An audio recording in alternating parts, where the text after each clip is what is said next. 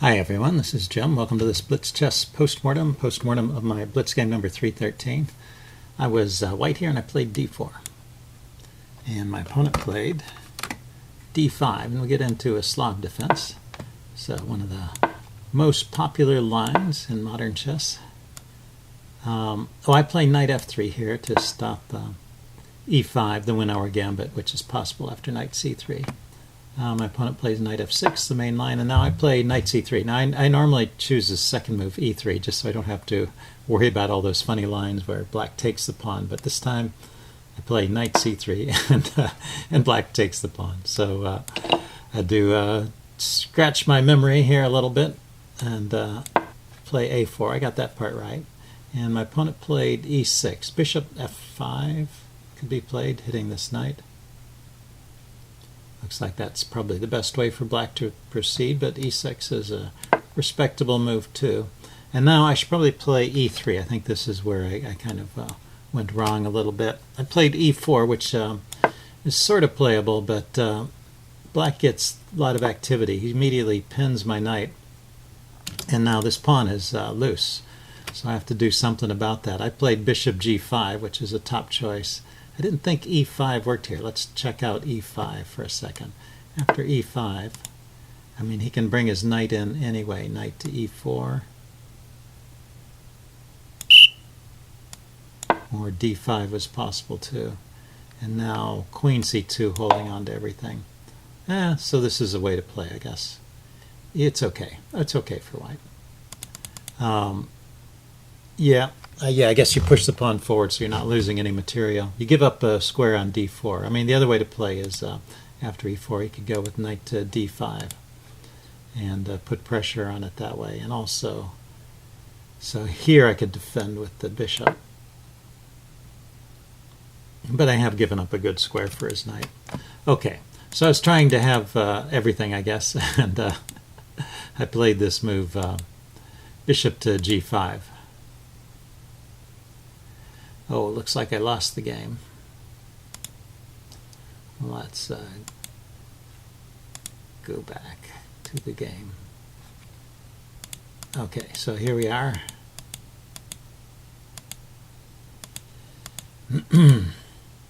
Yeah, so I played e4. He pinned my knight, and then I played bishop g5. And, okay, so this is still a line here. He could play b5 immediately, trying to hold on to the pawn over here a little bit longer. Bishop takes c3 is another line, taking the knight here. But he played h6. And now I don't really want to retreat and then lose this pawn, so I take. And he takes with the queen. And this is okay. I get my pawn back, and I've managed to survive that. But I think that was not the most accurate way to play. If we back up to this position, I think, with bishop takes c3 or b5 here, black could have gotten a better game here. Okay, but at this point we're pretty much out of the opening book, so let's just look at the notation page here. He castled, and I castled, and I think white's come out of this pretty well. He's got a strong center. Well, he controls a lot of squares around the center. It's hard to say it's strong exactly because this pawn can come under attack, the d pawn. The e-pawn can always push forward, but the d-pawn is a bit weak. But this pin is no longer a threat, and yeah, so black goes after the d-pawn. Anyway, I think white stands pretty well. That's what I was trying to say there. So queen c2, getting out of the pin of the pawn there, away from the glare of the rook, and knight d7, just developing his pieces. And now e5, kicking the queen. I do give up this square d5, which black can sink a good piece there. Knight b3 to d5. Knight b6 to d5 is an idea for him. But he's got to move his queen first, and I gain some tempos. And I thought this e4 square would be a good square for my pieces, and I put a knight there immediately. It's interesting that the engine wants me to play queen e4. And now that I think about it, that's probably a good idea. If the queen can go to e4 and sit there, the bishop can drop back to d3 and set up a battery, similar to what happened later in the game, but in a more roundabout fashion. So this is just a slower move, this knight e4 move. and he can counterattack with c5 here. A very characteristic move in the Slav to push this c-pawn, undermine white's center, and gain some space and activity for black's pieces. But he didn't do that. He played knight b6, kicking my bishop. And now I should really drop my bishop back to a2. I put it on b3, and I end up moving it to a2 later. But the idea is, once again, I can get the bishop behind the queen and set up a battery there, which is gives white a lot of pressure on the position. But anyway, yeah, so he went knight b6 to d5, grabbing that good square. So it's a good play by black.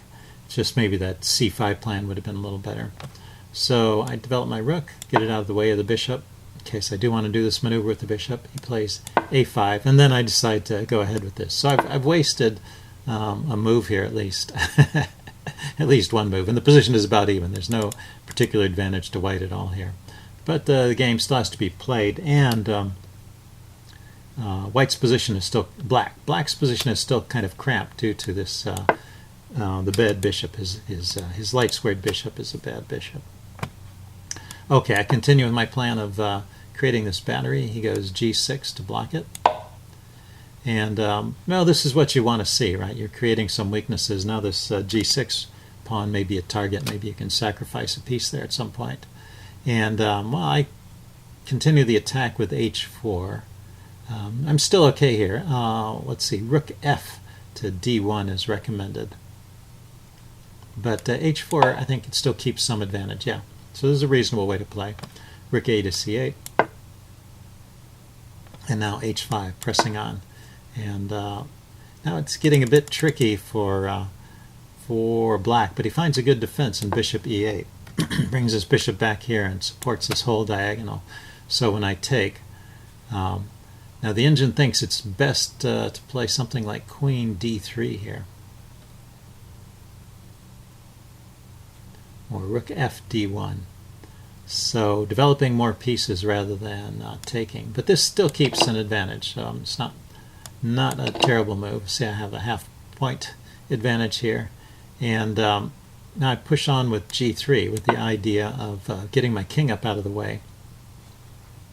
And after the engine has time to think about it, he thinks it's okay, but the engine preferred in this position knight h2, trying to reroute the knight. From h2, the knight could go to g4, I guess, and put some pressure on the h-pawn over here, which is undefended at the moment. And it also gets out of the way of the queen, so maybe the queen can come over here to e2. Although it's interesting, knight h2, h5, and knight back to f3 is the computer's idea. Of course, if this pawn pushes on to h5, then the knight's not coming to g4 and it has nothing to do.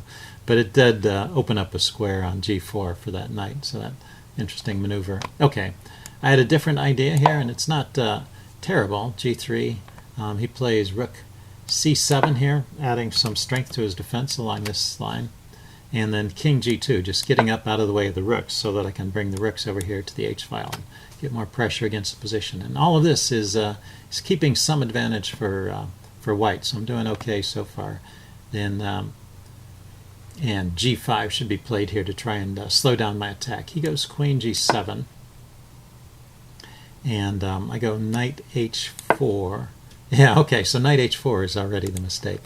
So somehow, probably I should just continue with my original plan of just going rook h1 and doubling the rooks on the h-file and trying to get pressure that way. But I was looking at this g6 square, which is, well, it's defended by two pieces, but it's not defended by a pawn, so the idea of sacking a piece there is looking more attractive. There's also knight coming in here. The engine likes bishop back to a2. It's not a move I thought of. Or queen to e2. Queen to e2 makes sense to me, bringing the queen over where it can participate in the attack more easily. Okay, but I played knight h4, and now g5 would just kick the knight back and would be good for black. But he didn't play that. He played bishop e7. Cancel that. Played bishop. Oh, that's right. He retreated this bishop to e7, hitting my knight. Yeah, that causes me to approach a crisis stage here. So now rook h1 is the computer move. and just defending the knight there. So I guess this knight h4 move was just premature. I just was not ready to play that, didn't have everything quite set up. So a few preparatory moves there, rook to h1 or queen to e2 would have made this more effective. Or even, now I can see the idea of bishop a2, honestly. Bishop a2, it looks like you're going backwards, but if you trade off this knight, then the queen can get onto this square here and attack along this diagonal. The knight currently prevents the queen from getting to any of these good squares. So anyway, that's how I should have played, but not how I actually played. And right here, even though I haven't played the best moves, I haven't thrown the game away. I just have to kind of regroup here a little bit and rethink my attack.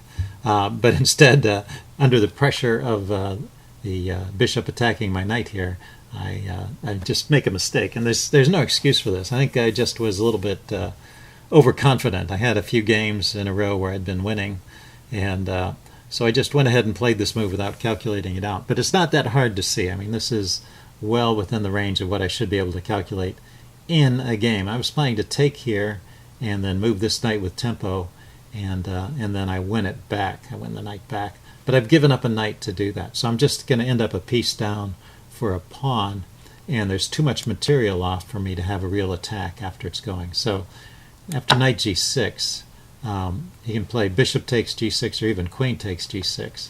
He played bishop takes. Best move, actually. And then knight here, check. This was my idea. Opening up this diagonal with tempo. You know, I thought I'd make great use of this battery.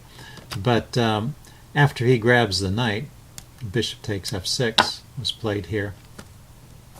What am I going to do in this position? If I take the bishop, my queen is under attack. So I didn't play this, but he could just take my queen right away. And even though I get to take his queen, I end up a piece down. So, yeah, 2 rooks. I'll take that back. Yeah, he's just got a knight here that I don't have. And if we count the pawns, 1, 2, 3, 4, 5, 1, 2, 3, 4, 5. Yeah, he's just a piece up here. So in this position, I chose to take the bishop. And that is the best choice here, but it still leaves me in a pretty sad situation after queen takes, bishop takes. He can just save his bishop, and he'll be a piece up. He plays bishop to g5, not only saving his bishop, but attacking my rook. And now I should have played rook to c5 here. Yeah, f4 is a mistake. So, well, one mistake leads to another sometimes. So I noticed the attack on my rook, and I played f4 to block it, but it opens up another square here on e3, and he seized on this immediately, and that wins the exchange. So king here, grabs the rook, I take back, and then he just gets his bishop to a safe square, and he's a whole rook up here, and the pawns are even. Well, I have one pawn, right? 1, 2, 3, 1, 2, 3, 1, 2, 1, 2, 3. Yeah, I have one pawn, but he has a rook. And even though his position is a bit cramped, he's got a good bishop. It's not like this bishop isn't going to enter the game. And my pawn is under fire immediately, and I'm not going to be able to defend it too easily. So I decided to resign at this point, and that's how the game ends. So I think the lesson from this game is, you know, you have to be wary of your own overconfidence. You know, if you're not, you're feeling too good about your position, you're not calculating things out to their logical conclusion, that's always a bad sign. So if you can feel those symptoms of overconfidence coming on, you want to slow down and start to take a closer look at things, make sure you're really calculating everything that's going on. Okay, hope you guys enjoyed that. Leave any comments you have in the section below, and I will see you again soon. Bye.